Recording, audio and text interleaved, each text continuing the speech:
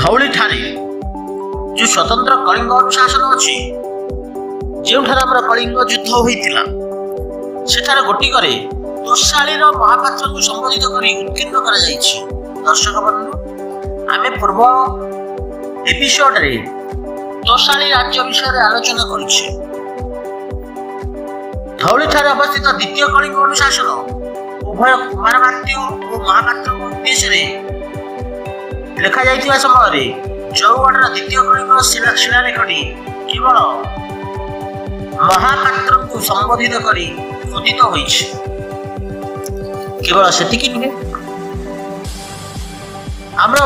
महामेघवाहन air खारवेलंकर हाथी गुंफा अभिलेख जहाँकि उदयगिरी ठारे अवस्थित आमर भुवनेश्वर आम राज्य राजधानी भुवनेश्वर उदयगिरी ठारे अवस्थित